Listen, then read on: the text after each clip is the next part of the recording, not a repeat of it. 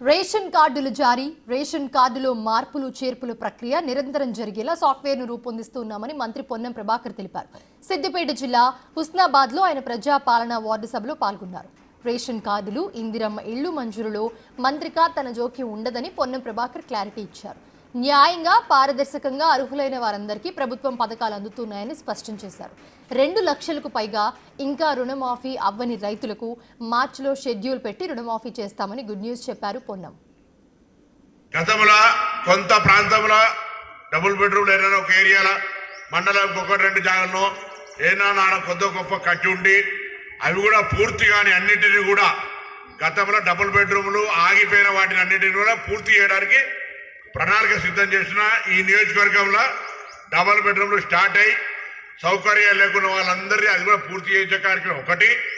కొత్తగా ఇందిరమ్మ ఇళ్లకు సంబంధించి ఈ నియోజకవర్గానికి మొదటి దశ 3,500 వచ్చినాయి. ఇంకా కొద్దిగా ఎక్కువ తీసుకురావడానికి ప్రయత్నం చేస్తాం. 160 గ్రామాలు, మున్సిపల్ 20 వార్డులు ఉన్నాయి. జనాభా ప్రాతిపదికన అన్ని గ్రామాలకు ఇందిరమ్మ ఇళ్ళు వస్తాయి. అర్హత పూర్తిగా నిరుపేదలైన ఉన్నటువంటి వాళ్ళను మేము ముందర చదివి వినిపించిన తర్వాతనే ఎంపిక ప్రక్రియ చేస్తాం. ఎక్కడ కూడా ఇబ్బంది లేదు. అందులో 5 లక్షల ఇందిరమ్మ ఇల్లు, ఎస్సీలకు 6 లక్షల రూపాయలు ఆ విధంగా ఇచ్చే కార్యక్రమం కూడా ఎక్కడ ఇబ్బంది రాకుండా ఉంటుంది. ఇచ్చే బాధ్యత మాది. రేషన్ కార్డులు 10 సంవత్సరాల రేషన్ కార్డులో కొద్దిగా ఇబ్బంది అయింది. పుట్టిన బిడ్డ పెరిగి లేదా కుటుంబాలు వేరుపడి ఈ ఇంటి బిడ్డ ఆ ఇంటి కోడలై మార్పులు చేర్పులకు చాలా ఇబ్బంది రకమైన పరిస్థితి ఉండే.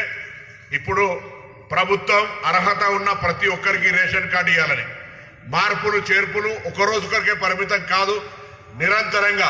సపోజ్ ఈ ఇంటి బిడ్డ వేరే ఇంటి కోడలైతే ఇక్కడ నుంచి కార్డు వాళ్ళ ఇంటి పేరు మీద మార్చుకోవడానికి, అక్కడి నుంచి ఇక్కడికి వస్తే ఇక్కడికి మార్చుకోవడానికి, చనిపోయిన తొలగించడానికి సాఫ్ట్వేర్ తీసుకొచ్చి ఎటువంటి జాప్యం లేకుండా చేసే కార్యక్రమం జరుగుతూ ఉన్నది.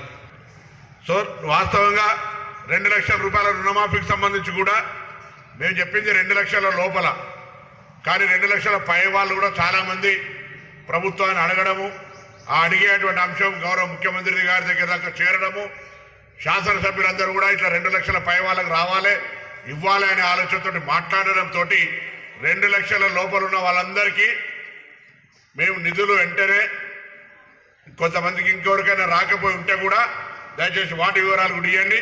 కుటుంబ పరంగా గ్రూపింగ్ అగ్రికల్చర్ ఆఫీసర్స్ ఎవరైతే మీ దగ్గరకు వచ్చి 2 లక్షల రూపాయల లోపున్న వాళ్ళని సర్టిఫై చేసిరో వాళ్ళందరికీ నయా పైసా ఇబ్బంది లేకుండా 2 లక్షల లోపల రుణమాఫీ అవుతుంది. పైన ఉన్నటువంటి వాళ్ళకు మార్చి లోపల ఒక షెడ్యూల్ ఇస్తారు ప్రభుత్వం. ఆ పైన 50,000 లక్ష కట్టి మిమ్మల్ని రుణ విముక్తులు చేయాలి కాబట్టి అవి కట్టించుకొని ఆ మిగతా డబ్బును మీకు జమ చేసే విధంగా చర్యలు తీసుకోబోతున్నారు.